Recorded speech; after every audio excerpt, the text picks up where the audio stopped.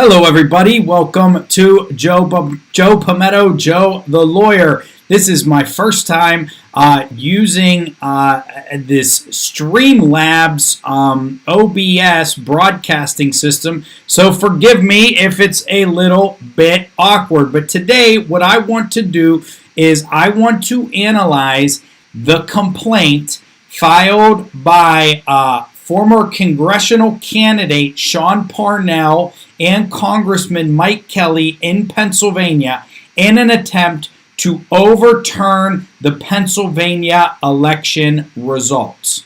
I've loosely followed a lot of the challenges, the election challenges that have been brought forward.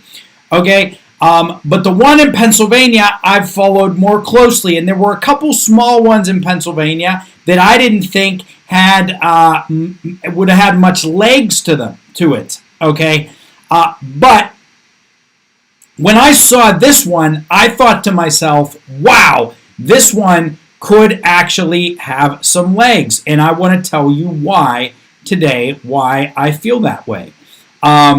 So we're going to take a look at the complaint. We got it right over here, and you can see it was filed in the Commonwealth Court of Pennsylvania. Now, this was filed on I believe, November 21st. So the election was November 3rd, and this complaint was filed on November 21st.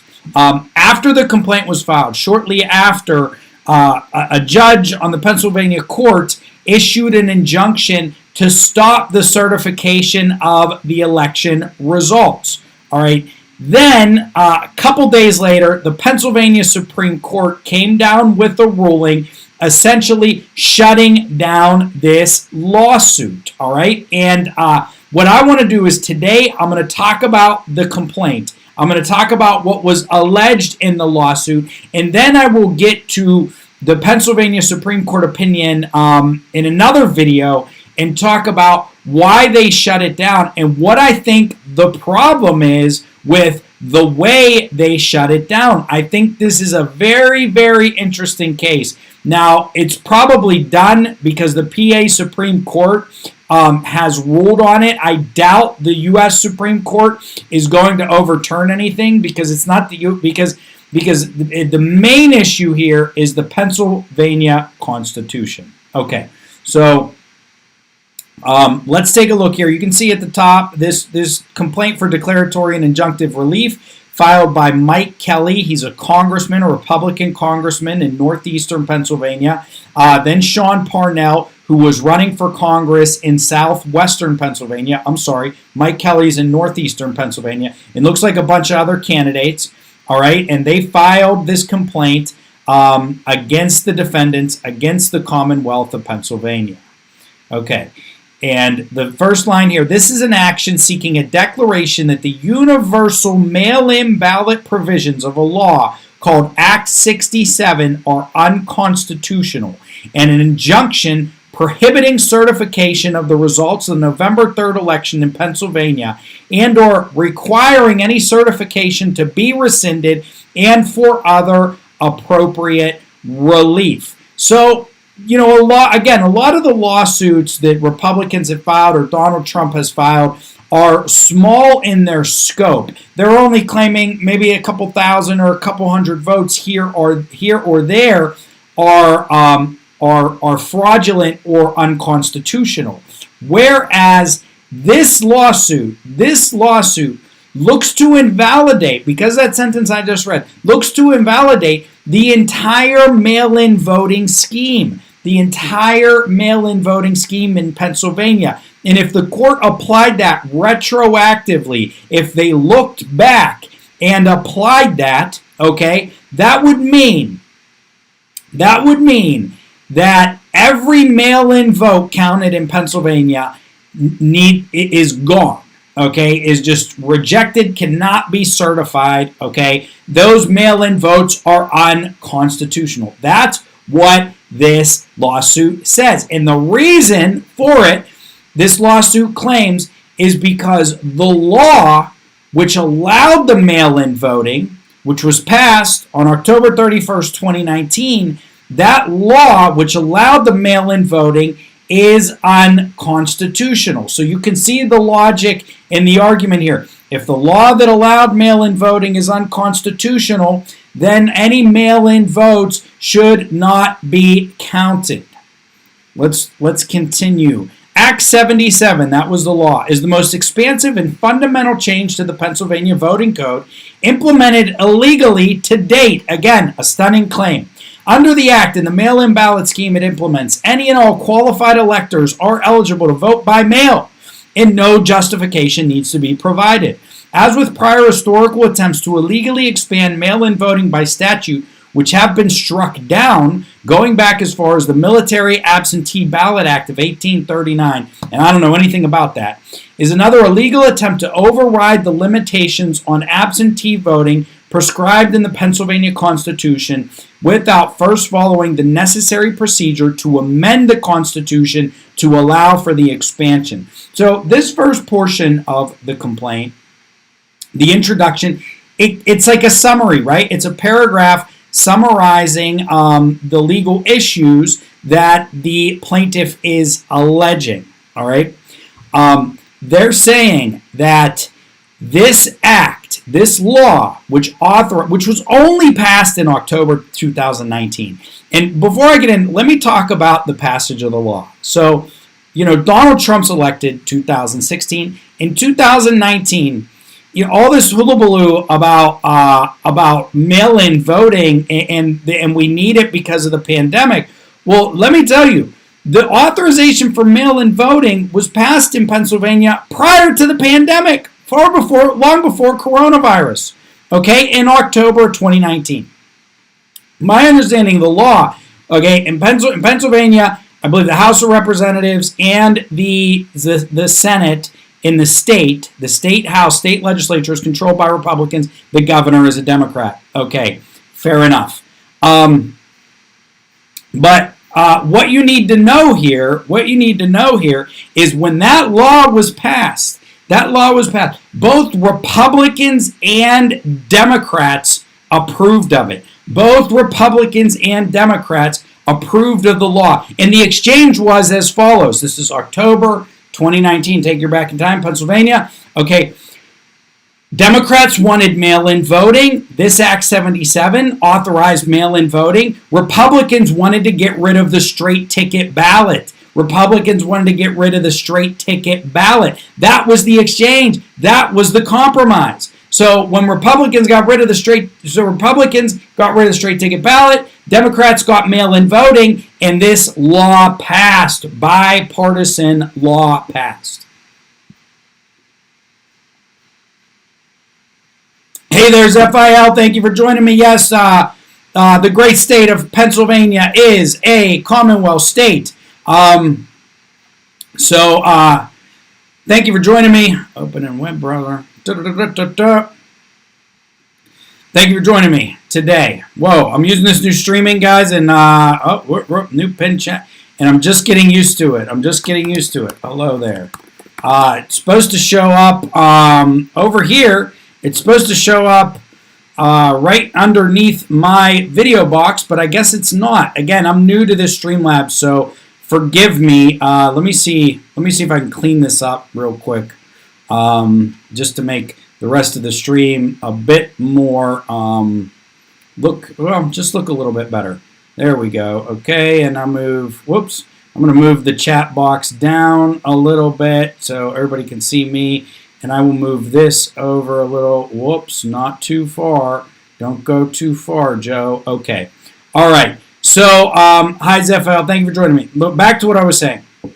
So the law that authorized the mail-in voting in Pennsylvania was passed October 2019. Republicans got rid of the straight ticket ballot. Democrats got mail-in voting. Everybody's happy. 2020 comes, boom, pandemic hits, and now the Republicans and Donald Trump are saying, get rid of mail-in voting, and it sort of sets the stage for this lawsuit. So there's the introduction. Now, I'm not going to read the parties. Basically, what you need to know about the parties is you have a bunch of congressional candidates, a bunch of candidates for office who lost because of mail-in votes. That's essentially what you have, who lost because of mail-in votes. All right, so then they get into some important facts here, and this is all relevant background. Article 8 of the Pennsylvania Constitution provides two exclusive mechanisms by which a qualified elector may cast his or her vote in an election. By submitting his or her vote in propria persona at the polling place on election day, okay, and by submitting an absentee ballot, but only if the qualified voter satisfies the conditions precedent to meet the requirements for one of the four limited exclusive circumstances under which absentee voting is authorized under the Pennsylvania Constitution. Well, let's take a look. Mail-in voting is the form implemented through Act 77 as an attempt by the legislature to fundamentally overhaul the Pennsylvania voting system and permit universal, no-excuse mail-in voting absent any constitutional authority. The Pennsylvania Constitution since 1838 has required voting to be in propria persona, in person, at the election polling place in the county in which an eligible voter resides. This principle has been upheld by the Pennsylvania Supreme Court in several cases going back to the first major attempt to expand absentee balloting in 1864. Over time, exceptions to in-person voting have been added to the Pennsylvania Constitution through constitutional amendments, which include specific exceptions for military personnel, disabled veterans, religious observations, and other circumstances.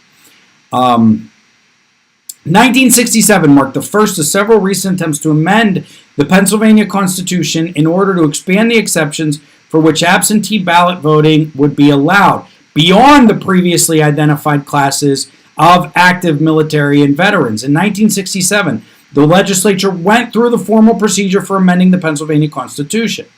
The 1967 amendment resulted in the addition of Article 7, Section 14, which holds the current provision outlining the limited circumstance under which an elector is permitted to vote without being present at the polling location, absentee voting.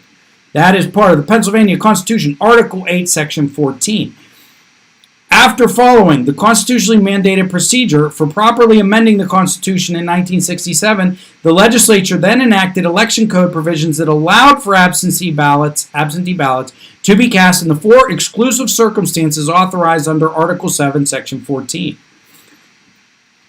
Article 11, Section 1 of the PA Constitution establishes the mandatory procedural requirements that must be strictly followed in order to amend the Constitution. Okay, and essentially what it says is there an amendment must be approved by a majority vote of the members of both the Pennsylvania House of Representatives and Senate in two consecutive legislative sessions. Then the proposed amendment must be published for 3 months ahead of the next general election in two newspapers in each county, and finally must be submitted to the qualified electors as a ballot question. All right. In 2019, the legislature, when they decided they want to enact this law, recognized there was no constitutional authority for the no-excuse mail-in voting scheme that it desired to implement through Act 77.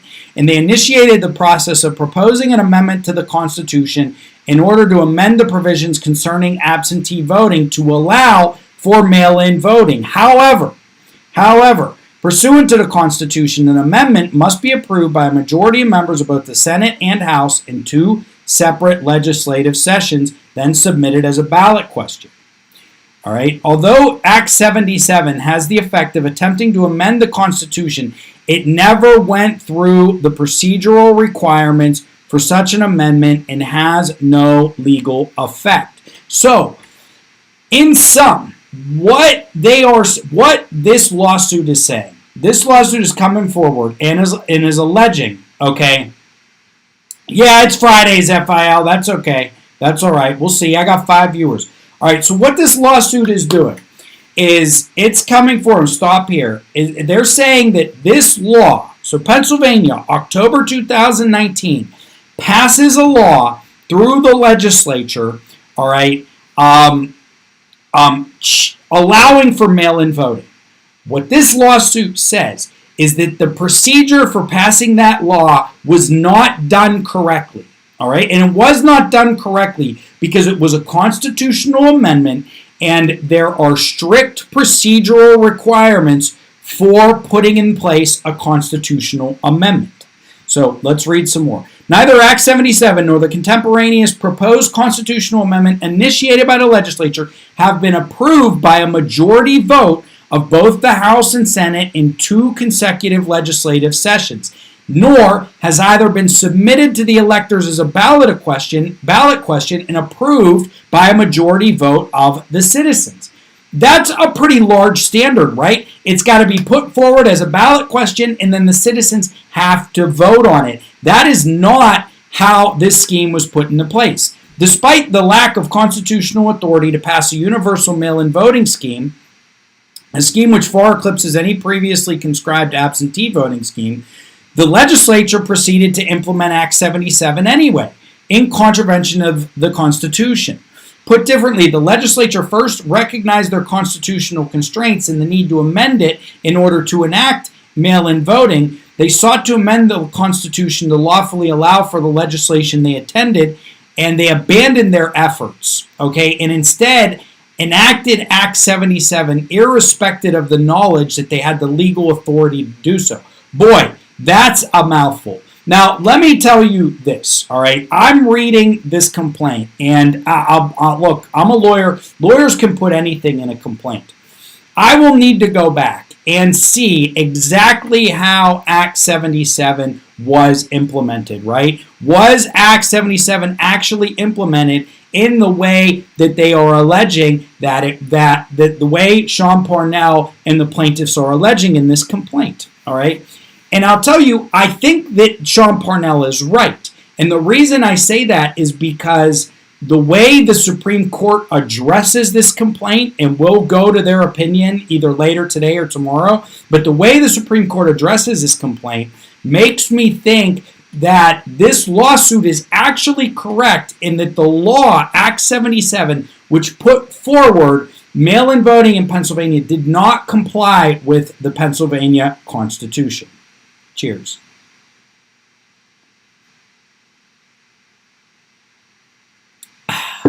Okay, all right, I think there's some further explanation here, so let's read on. The in-progress efforts to amend the Pennsylvania Constitution. In 2019, the Pennsylvania Assembly began the process for amending the Constitution, this time in order to permit absentee voting for all voters. The legislative history of the proposed amendment recognized that Pennsylvania's current constitution restricts voters wanting to vote by absentee ballot to specific situations. The amendment proposes to eliminate these limitations, empowering essentially vote by mail for everyone, early vote by mail. Introduced on March 2019, SB 413, as originally filed, was a joint resolution proposing an amendment to the Constitution related to judicial retention elections and contained nothing to the Constitution's absentee voting provision. The bill for the voting provision passed out of the Senate on October 22nd and was sent to the House, where it was referred to the House Committee on State Government. On April 6, 2020, SB 413 was reported as amended.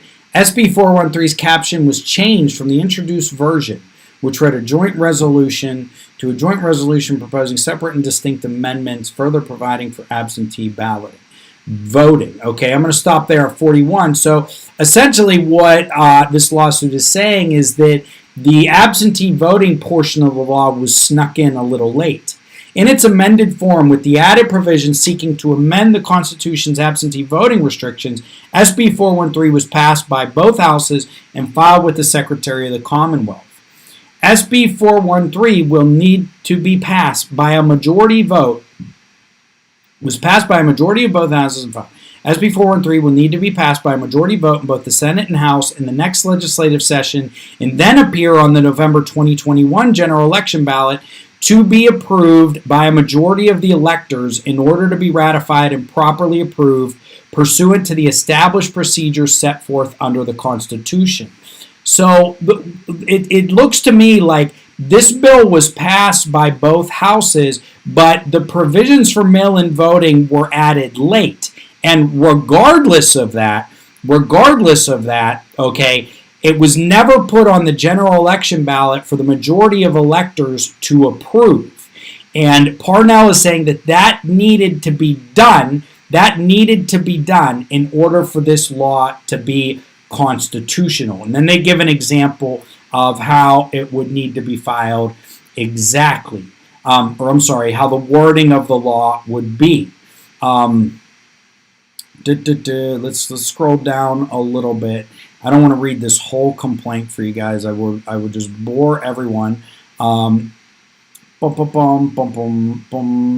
So down here are the counts. So count 1, all right, and I'll get back to the substance in a second. They asked for a declaratory judgment, all right, saying that Act 77 is illegal and void, all right.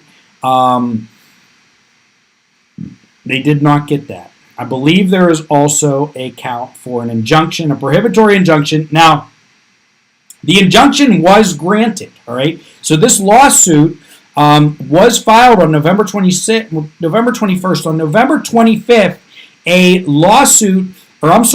judge granted the injunction and told Pennsylvania to stop certifying the votes, to stop certifying the mail-in voting, okay? However, on November 28th, the Pennsylvania Supreme Court removed that injunction. All right, let's scroll down here. These are the attorneys, Gregory Teifel and Brandon M. Shields, including attorneys due to the pros and cons narrowly. All right, let's scroll back up before we get into the counts. And the counts are essentially the type of relief that they are asking for. Should the Commonwealth fail to make a choice for presidential and vice, the electors may be appointed in such a manner. So the complaint is also saying that this sounds like a slam dunk case if they didn't put it on the ballot for citizens.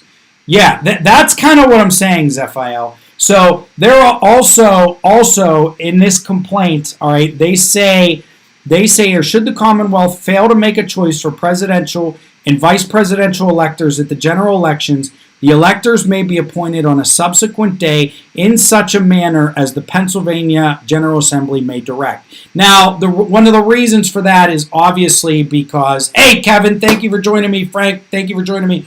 The reason for that is because there's a Republican legislature. Okay, so of course the Republicans bringing the lawsuit would say, look, if the vote is invalidated, let the Republican legislature make the decision. All right, so I ran through the complaint a little fast. I'm going to post it down. I'm going to post it, and this is the first time I've done this, so sorry if it's a little disjointed. I'm going to post it in the description. But here's what I want you to take from this complaint. All right, this law, Act 77. Pennsylvania, some states have had direct mail-in voting for years. Right. My understanding is Colorado's had it. Pennsylvania has not. I've been a Pennsylvania state in my whole life. Pennsylvania has not.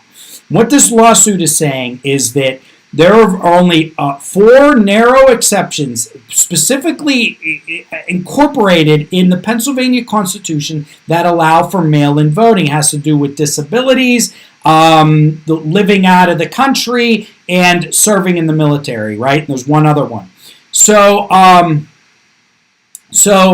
these 4 exceptions in the Pennsylvania Constitution do not include direct mail-in voting. All right. This law, which was passed in October 2019, and what the plaintiffs in this case are saying is that it wasn't passed correctly for constitutional muster. Again, it needed 2 legislative sessions, House and Senate, to approve it and then put on a ballot for the general electors, the people, to pass it as if it was a referendum, and that never happened.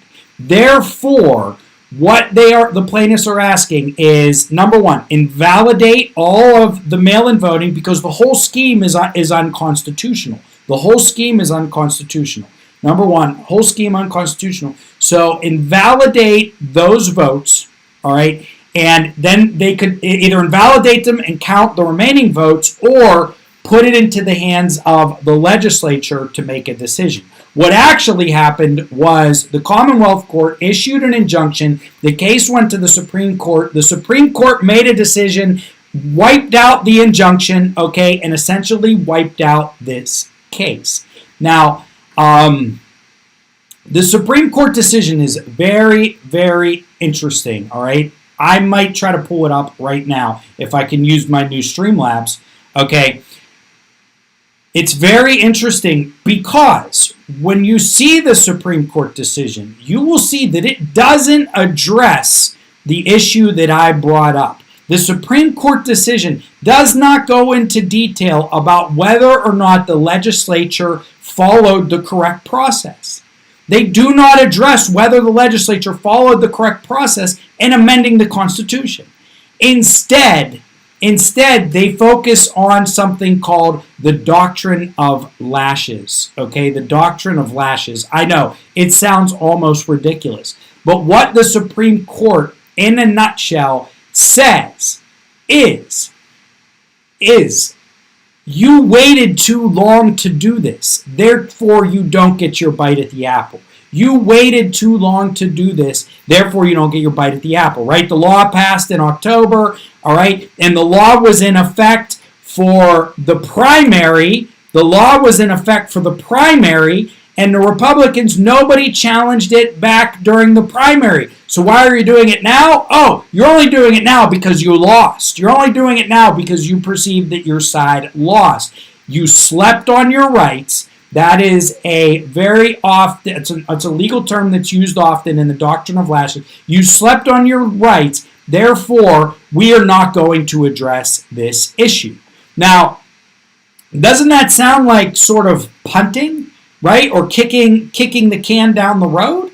Why wouldn't the court actually address the issue of whether or not the law was passed with correct under the correct constitutional procedure?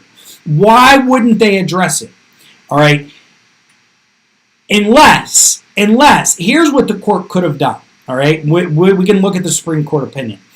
What the Supreme Court could have done is said, all right, the doctrine of lashes is here, therefore you don't get your bite at the apple. But also, your argument fails because you're wrong on your interpretation of the Constitution. But they didn't do that.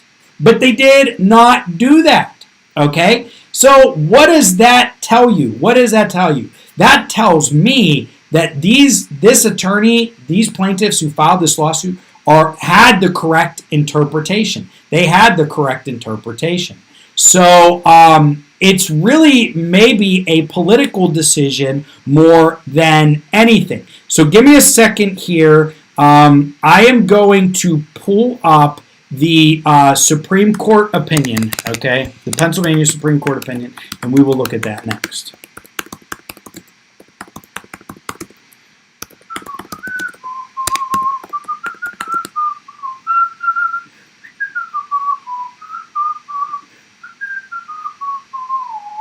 Thing is, when you go to these news articles, sometimes they have a direct link to it, and sometimes they don't. Judge orders halt. So, oh, can't find it there. Can't find it there. However, the Supreme Court made their decision on November 28th. November 28th, PA Supreme Court decision.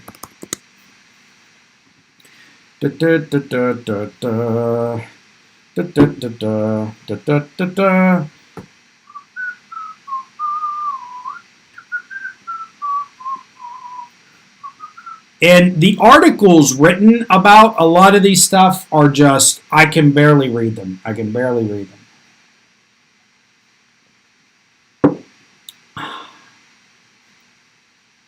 Because when these articles are written by journalists, they just don't know what they're talking about.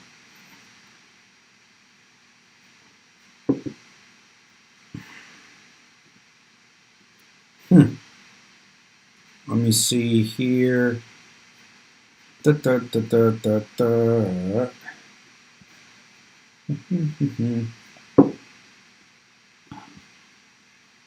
Can I download it? Can I download it?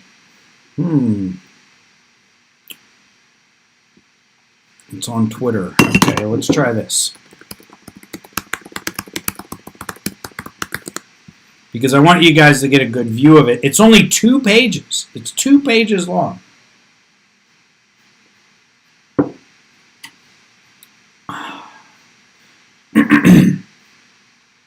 Supreme Court of Pennsylvania.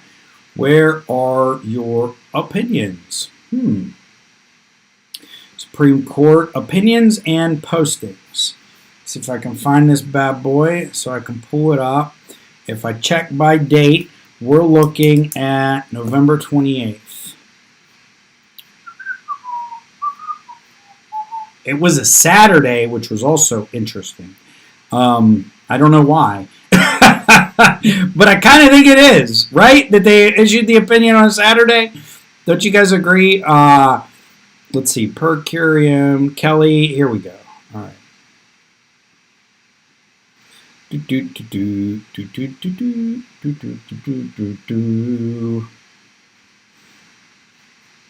All right. Here is the order. Now, let me get set up real quick.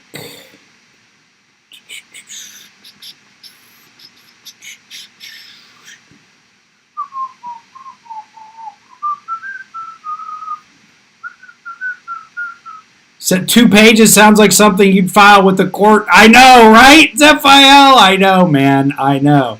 That's really called punting.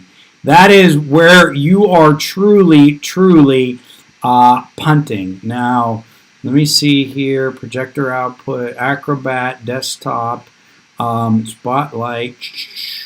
Come on, man. We'll get rid of this one here. Okay, and let me pick up a display capture. Look at this. I got to learn all this. I'm using Streamlabs. It's called Streamlabs. Oh no, it threw everything off. It threw everything off. Okay.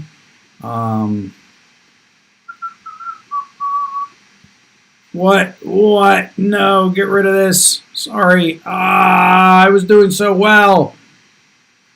All right, I'm back. Let's try again. Window capture. That's it. Add my source. Shop window. Select option. Google Chrome. Okay. Oh, way too big. Way too big. All right, so not perfect, but I hope that you can see it. All right, I got you off the infinite windows. So here, this is the Supreme Court of Pennsylvania, and this is the opinion under which they addressed this lawsuit. Now, you can see here, per curiam. All right. And now, this 28th day of November 2020, application for extraordinary jurisdiction filed by Governor Wolf and Secretary of the Commonwealth. So, you know, that injunction was put into place, and then Governor Wolf reacted and took this to the court. And they say, we vacate the Commonwealth Court's order preliminarily enjoining, which means putting in place the injunction, stopping the vote counting, enjoining the Commonwealth from taking any further action regarding the certification of the results of the 2020 general election, and dismiss with prejudice. Dismiss with prejudice. That is meaningful because it does. They can't just go. They can't go and refile it. This is the Supreme Court saying it's done. It's over. Dismiss with prejudice. The petition for review filed by Honorable Mike Kelly, Sean Parnell, etc. All other outstanding motions are dismissed as moot. We'll start here. Petitioners filed the petition for review in Commonwealth Court on November 21st, setting forth a facial challenge to those provisions of Act 77 establishing universal mail-in voting in Pennsylvania. Petitioners sought a declaration that the aforementioned provisions were unconstitutional and void ab initio, gotta love the Latin, and injunctive relief prohibiting the certification of the results of the general election. As a remedy, petitioners sought to invalidate the ballots of millions of Pennsylvania voters who utilized the mail-in voting procedures established by Act 77 and count only those ballots they deemed to be legal votes. Alternatively, petitioners advocated the extraordinary proposition that the court disenfranchise all 7 million Pennsylvanians who voted in the general election and instead direct the General Assembly to choose Pennsylvania's electors. Okay, I'm going to stop right there. You can already see the direction of the Pennsylvania Supreme Court here, right? They're talking about the practical effects of any decision in favor of the plaintiffs would bring. They're talking about the practical effects. They haven't mentioned one way or another whether Act 77 was constitutional or not. No, they're just saying, well, we had a general election, there were millions of votes cast, and now you're asking us to throw these votes out. Isn't that a little ridiculous? Nod, wink. Okay. So here's they consider. They say, upon consideration of the parties' filings in Commonwealth Court, we hereby dismiss the petition for review with prejudice based upon their petitioner's failure to file their facial constitutional challenge in a timely manner. Petitioner's challenge violates the doctrine of lashes, given their complete failure to act with due diligence in commencing their facial constitutional challenge, which was ascertainable upon Act 77's enactment. All right, I'm going to stop there. Now, the Supreme Court is correct.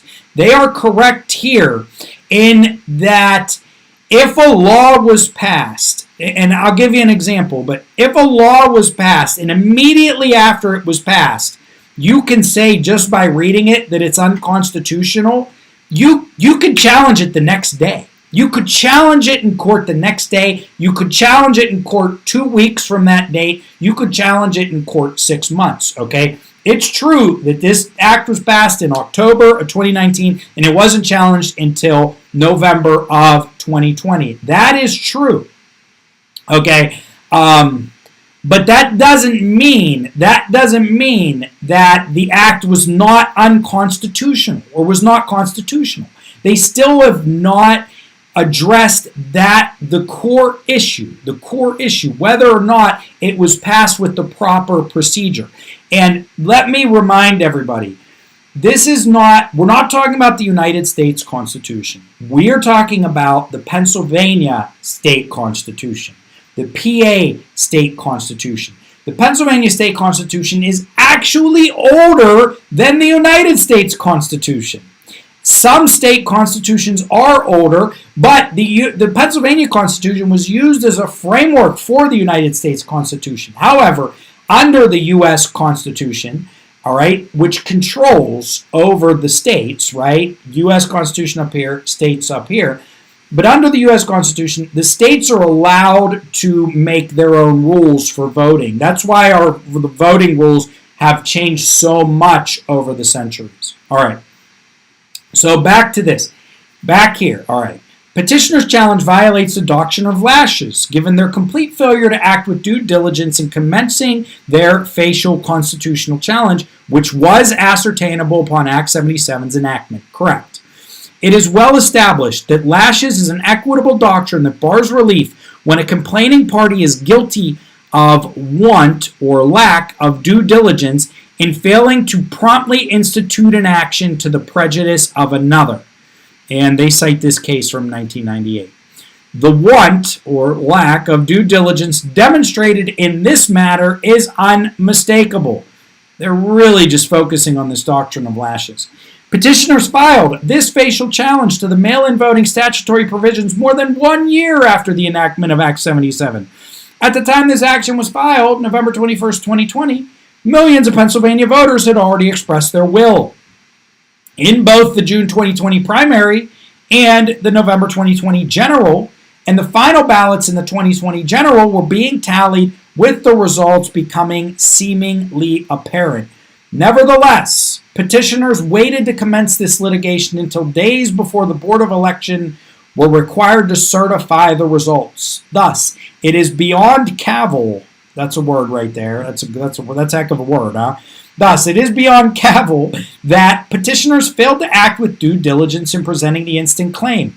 Equally clear is the substantial prejudice arising from petitioner's failure to institute promptly a facial challenge to the mail-in voting statutory scheme, as such an action will result in the disenfranchisement of millions of Pennsylvania voters. Again, all they're focusing on is the practical aspects.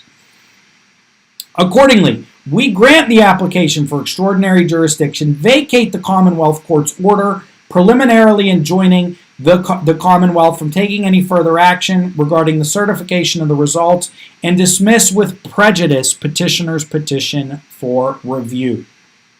And boom, that's it. Like that. All right? So, I mean, look, it's apparent, and you won't see this in the media, and you won't see this, you won't see this in any of the articles written on this. At least I haven't yet. I'm sure they're out there. I look at the main, some of the main articles that were written, and I haven't seen. I read a Vox article. I read a couple other articles. All right, they don't say what I'm about to tell you, and that is that the court punted on this. They did not address the actual constitutional issue here. All right, and instead relied on the doctrine of lashes in order to dismiss the complaint. So we don't know if it was constitutional or not for the legislature to pass the law in the way that they did. What the court could have done here, presumably, is said, look, we're not going to overturn this election because you came afterwards and it was late. However, we're going to take a look at this at the very least going forward. Okay, so I think it may be imperative for someone to bring another lawsuit asking just for the law to be looked at constitutionally. And because of the relief that they were requesting, all right, because of the relief that the parties were requesting, the court didn't go into that type of analysis. But I do believe that there needs to be an analysis on whether or not this law was passed in a constitutional manner. Now, excuse me. There's a couple longer opinions. There was a I believe what we're looking at here is a concurring statement, okay, which means that one of the judges, Justice Wecht, all right, agreed with the majority who made the decision, but for different reasons, all right? And that's the one I pulled up here. This is his concurring statement. Let's just run into it real quick.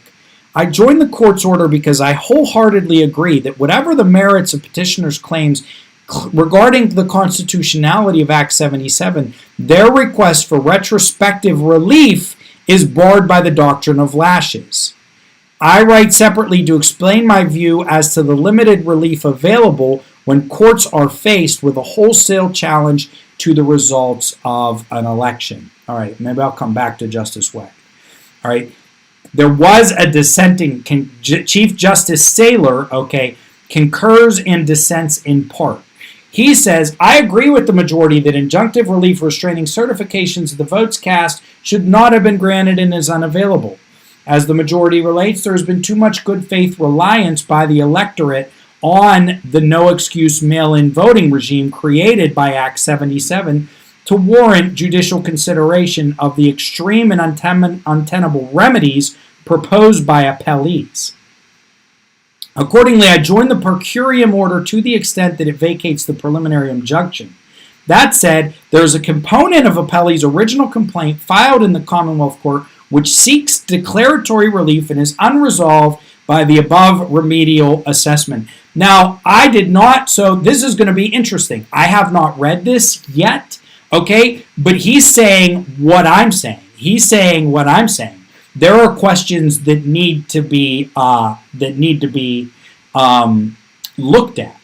He says, I find the relevant substantive challenge raised by appellees presents troublesome questions about the constitutional validity of the new mail-in voting scheme. So, you know, I'm going to run through this. This isn't long either. This is only 2 more pages, okay?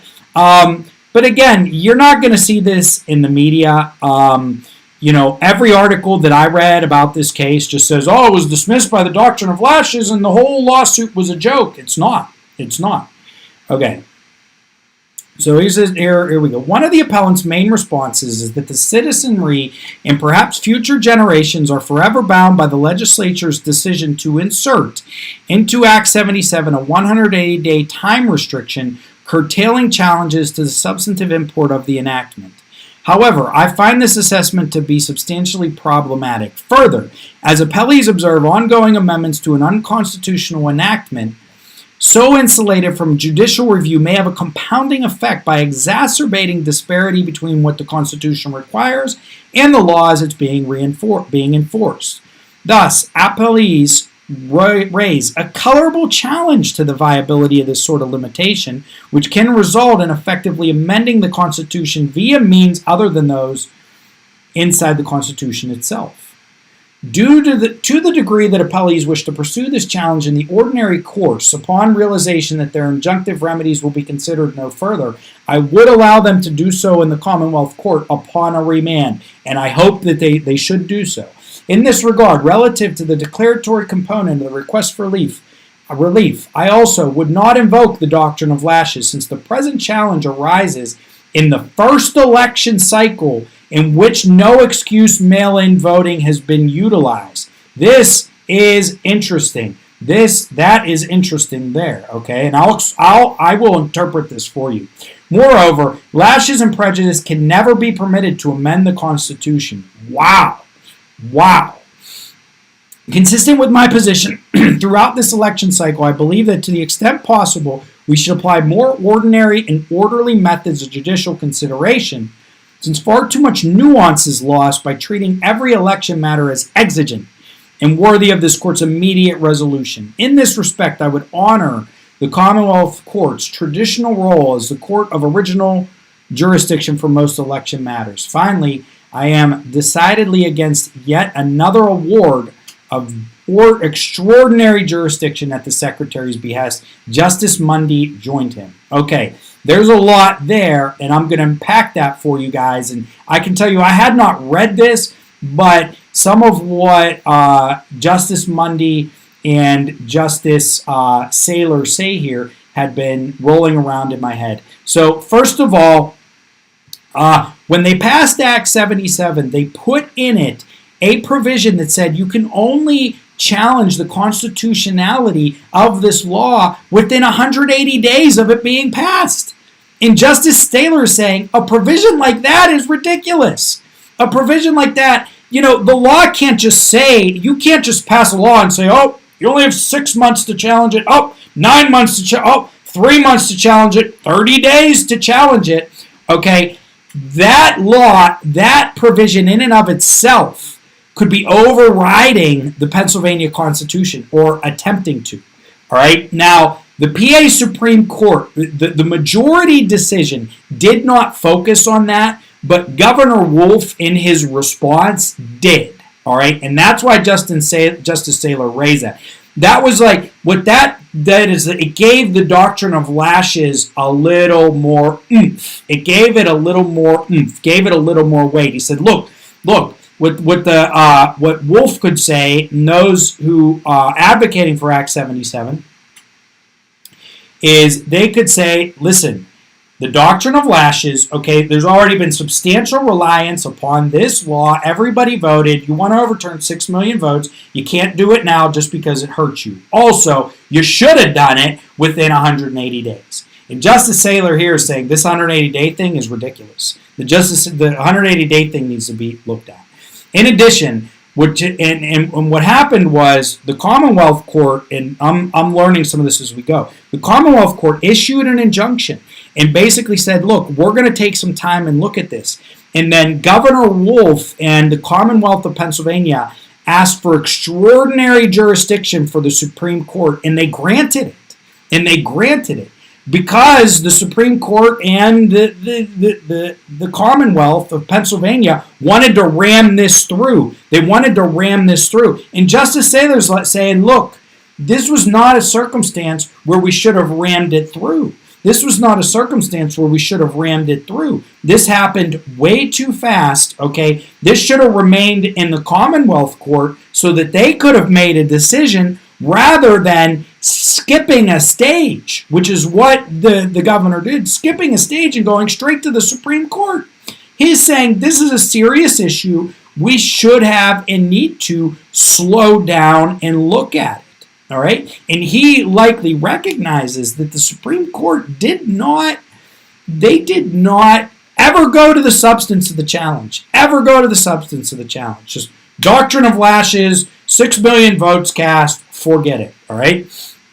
And Justice Saylor here is calling for cooler heads to prevail. He didn't address that issue either. Okay, and who knows how he would come down. Maybe he would look at the Constitution and say, okay, you know what? This law was passed constitutionally. Maybe he would, maybe he wouldn't. He didn't say. But he did say that the governor shouldn't have been allowed to skip the Commonwealth Court, all right? And that everybody needs to slow down and look at this a little bit closer, okay? The other very interesting part of his, very interesting part of what he states in this opinion. Let me see. One, the citizenry are forever bound. I mean, one of the appellant's main responses is that the citizenry are forever bound by the legislature's decision to insert into Act 77 itself a 180-day time restriction. He finds it problematic. So do I. Let me see. There's another big issue here. The first election.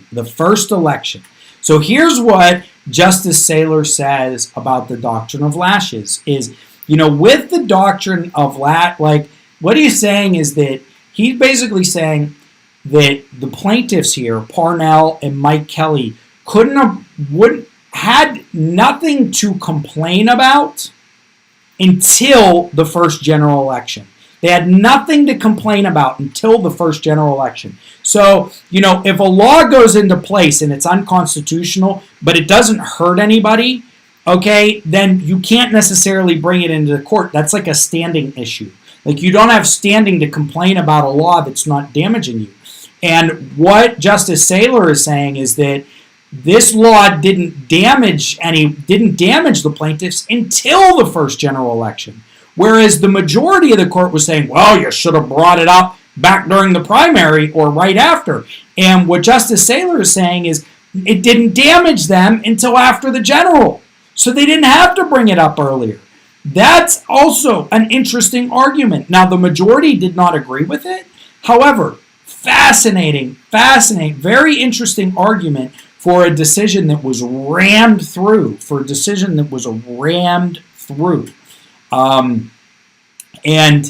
And I'll give you an example of an unconstitutional law that was challenged immediately. Obamacare.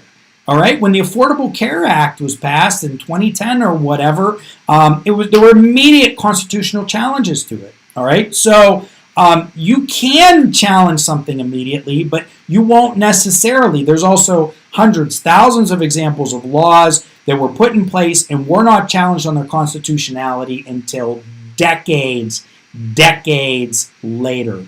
So the only really truly compelling argument of I think the Supreme Court, and maybe this should rule the day, okay, maybe it shouldn't, is that, look,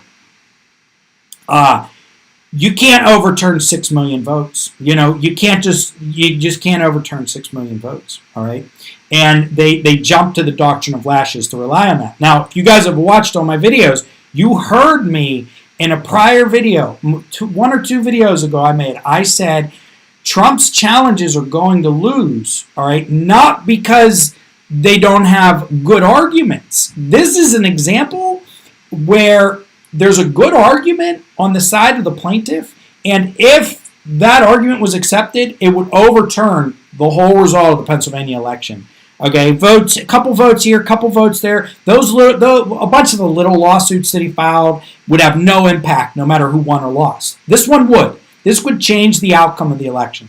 All right, and I told you that it wouldn't happen because, and this is a perfect example of it, and the court found a way to wiggle out, because courts love stability, predictability, and certainty.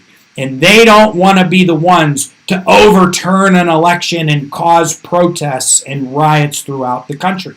All right, so that's probably what's going through their mind. Judges are elected in Pennsylvania. Most state judges are elected, so they have to worry about their constituencies. They got to worry about getting reelected. This all goes into their considerations. They're never going to put that on the paper, but it's true. It's like the authors of the act almost knew that there would be issues when the voting took place. Yeah, Frank, I agree with you.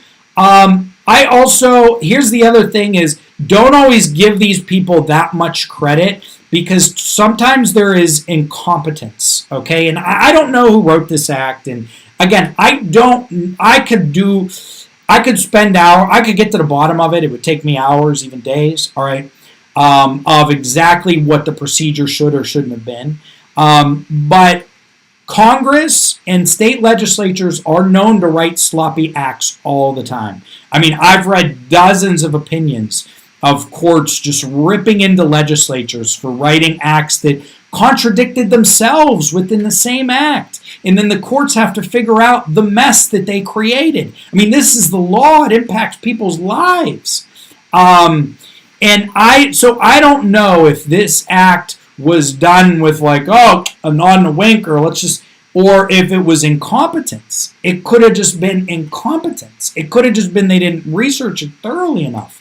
And most of these acts are written by there's just a couple of representatives and a couple of senators in on the actual drafting of it.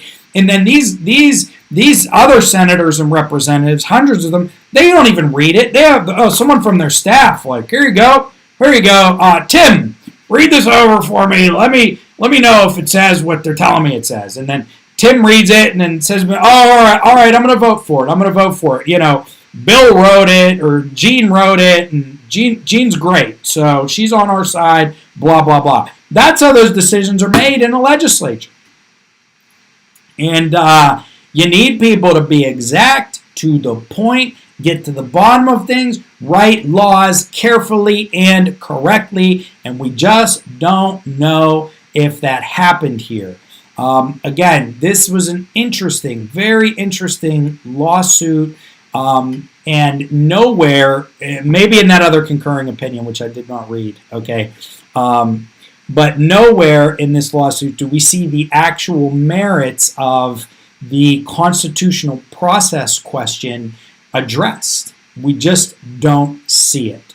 And, at the end of the day, the Supreme Court, a lot of people disagree with the Bush v. Gore decision. I don't know. I think the Supreme Court just said we want it to stop. We want it to stop. That's it. We want it to stop. And they picked a side and they stopped it. And that's a little bit of what you're seeing here. They knew this election was important and planned ahead. Frank, I hear what you're saying, but here's the thing. Republicans were in on this law as well. Republicans were in on this law. I have a friend who ran for state representative, and he hangs out with a lot of the state reps in Pennsylvania. And I said, guys, we were having a conversation. I was like, why did the Republicans go for this? Because it hurts them. I honestly, I have an opinion separate, get into my opinion. But I said, why would the Republicans do this? And they said, they figured they would gain from getting rid of the straight ticket, and Democrats may gain from the mail-in, but it's a win-win for both. And they thought that they were expanding voter rights. So I don't really think it was planned in that manner. Maybe some people had that in their head. But Republicans had to get on board, Frank. And there is I understand some Republicans are anti-Donald Trump, but a lot of Republicans are not. And this was done in 2019, maybe at the height of Trump's popularity in the presidency. Nobody knew this pandemic was coming, and poof, this is what happens. So, you guys, let me know. You already let me know what you think of this new the new format. There was supposed to be a separate chat box. I don't know. I got to get used to Streamlabs. It's better than Yardstream because I want to be able to pull up documents and talk about them like I did today. So I'm going to try to learn to use it, give it a couple of weeks, give it a couple of months. I hope you guys enjoyed this impromptu live stream. I agree with you, Frank. I agree with that statement. I didn't plan this out. I've just been thinking about this because it had been raised, and I wanted to address it, and I've been messing with Streamlabs, and I wanted to test Streamlabs. So I hope you enjoyed and learned something from this. Now, just to leave you guys, Parnell and the other individuals who filed this lawsuit are going to take this to the United States Supreme Court. But I doubt seriously that they will address it because these are all state constitutional issues. And the United States Supreme Court is only going to look at if it violates the United States Constitution. They're not going to look at if it violates the Pennsylvania State Constitution, unless the Pennsylvania State Constitution is in contradiction to the United States Constitution. Blah. But you get it. So you have to have a federal question, a U.S. constitutional question. I'm not sure that there is one in this claim that was brought by Sean Parnell. So I think it will fail. Justice Alito is going to take a look at it. I believe he's going to deny review, and this act is going to wither on the vine. Unfortunately, like Justice Saylor said, it wasn't remanded to the Commonwealth Court. I do believe there needs to be another look at this law.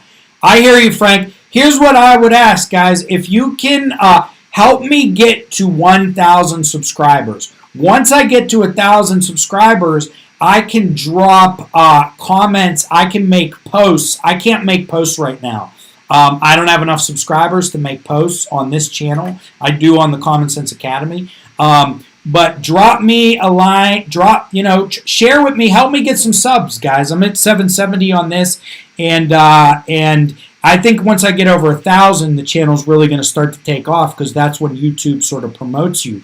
So do me a favor, help me get to 1,000 subscribers. Send my videos in a Facebook message or a text, or post it on your Facebook or social media. That's often the most effective way if you know somebody who is interested in the law and wants to see a lawyer like me talk. But listen, everybody, Frank, Zephiel, Moose Johnson, Magic Vanish, I appreciate all of you for tuning in. Thank you for subscribing. Yes, right now I need the subscriptions. Honestly, I don't care that much about subscriptions because it's sort of irrelevant, but it matters to YouTube. I just care about viewers. I'd rather have, 500 dedicated fans than 15,000 subscribers who jump in and out. So I'm trying to build a core group of viewers who like my content and will grow with me, rather than just shoot. Look, I want more subscribers too, but that's not my concern. It is my concern to get to 1,000 just because then YouTube allows me to do more things. I have to be concerned with it to a certain degree. But my primary concern is getting, people who really like my content, really enjoy it. I don't need thousands like that. A couple hundred like that. Make me happy, make this all worth it. So thank you for tuning in to my analysis of the complaint filed in my state of Pennsylvania. I'm telling you that this was a good shot that was taken by Parnell in the Trump campaign. It failed, and the court's reasoning, I think, was a little weak. I think it was more practical than legal. All right, and I think it's going to die. I think it's going to die at the United States Supreme Court as well. Maybe I'll take a look at some of the Georgia lawsuits, which I know was requested, but I see more of the Pennsylvania stuff. I live in Pennsylvania, so I want to drop that first. Okay, Zephiel, Frank, Moose, Magic, everybody, thank you for tuning in. Joe Pometto, Joe the Lawyer. Like, subscribe, comment, and share. Subscribe, and if you want to help me promote this, share. Sharing is the best thing you can do. I'm going to check out this stream and see what I'm looking at. Shout out to Judge Saylor and Judge Muncie. I didn't read that concurring opinion.